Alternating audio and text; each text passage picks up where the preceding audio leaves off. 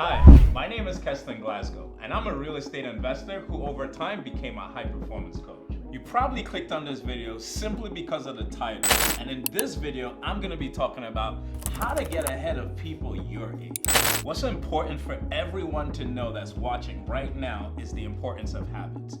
We all operate by habits. Every single thing that you do in your life is a habit. Maybe you've driven from one place to the next, and when you got home, you're like, crap, I don't even remember what happened. That's because you drive by habit. You've gotten to the point where you just automatically do exactly the thing that you know how to do without thinking about it. So just so that we're all on the same page, I want to get Siri and ask Siri, what's the definition of a habit? Hey Siri, what's the definition of a habit? As a noun, habit means a settled or regular tendency or practice, especially one that is hard to give up. Do you want to hear the next one? So it's very important that we understand that this habit is hard to give up. So anything that you do over time consistently, that's deemed as a habit. Okay, so the first thing you're gonna wanna do is invest in yourself. Now I know a lot of people may have told you to invest in yourself and you wanna know what that really means. So I'm gonna break it down into 3 key points. The first part of investing in yourself is that you need to invest in a skill. Now, you may not be as good as I am in one thing, but you may be better than me at something else. What's that skill that you're really good at? Now, it could be cooking. It doesn't matter. Whatever it is, don't put it to the wayside. Look at that thing that you're really good at, because the second thing that you need is a mentor. Once you're good at something and you've identified that skill, you then need a mentor to help you to really refine the skill. Now, you don't have to make the same mistakes that somebody else that you know would have made. The mistake that they made was not hiring a mentor.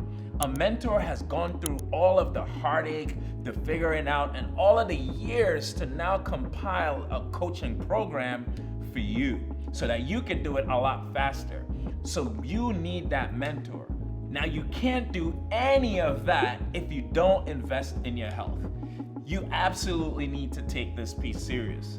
Your health is like the fuel that energizes you. Think about how much more you could do if you had the right fuel in your gas tank. You need to eat right. That's something that I take super serious because I'm a high performer and I want you to be a high performer too. And so we need all the nutrients to be able to do more than your competitors and somebody else. This is how you get in front. We're playing on Kobe Bryant's and LeBron James's level when you start prioritizing your health. We don't want to be like the people on the bench. So take your health really serious and investing it today. So now we're on to section 2, setting goals. So what I've learned about wealthy people is that they set very specific and measurable goals. Not like I want to be wealthy or I want to be rich. They actually put a dollar amount to it. They want to make $1 million, they want to make $10 million, $100 million. It's very specific. And so now you have to start measuring those goals. So now they know exactly what they need to do to get to that $1 million. So to measure $1 million is somebody may need to sell one particular course that may cost $1 million.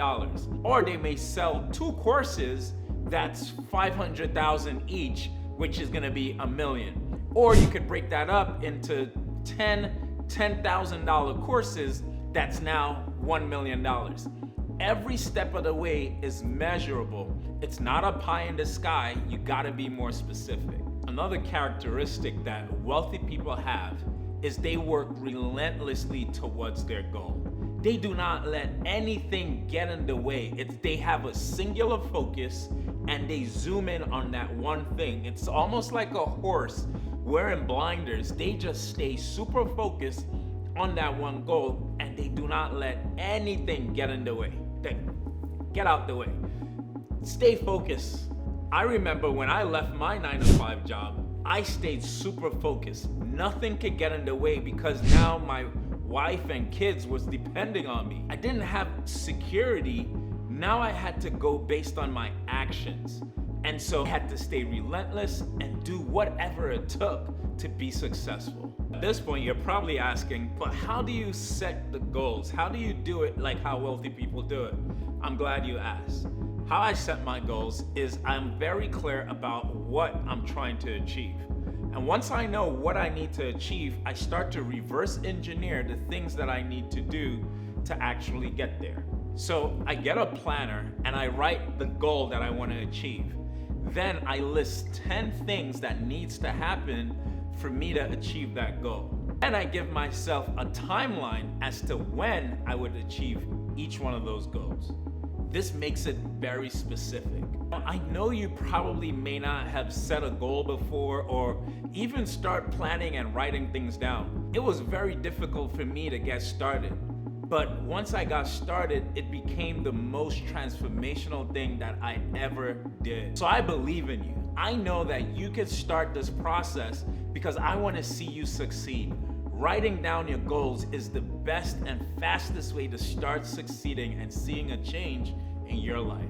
So now that you've invested in your skills and set your goals, now you gotta take action. I love to say take inspired action because you may not have all of the pieces together, but it still requires you to take action. Don't let the emotion and the excitement go to waste. So I actually wrote down a saying that Jim Rohn said today. And he actually calls this the law of diminishing intent. When you go to a conference or you see this video and you're inspired, now is the time to take action. Don't let your intent start to diminish away and you lose your motivation. You gotta take action and take action now. Personally, I take action scared. I don't need to have the full story to know what to do next. I begin the process, and somewhere along the line, as I'm continuing to learn, I get the next step and I do the next step. Don't wait to let fear kick in to stop you and paralyze you. Start taking action now.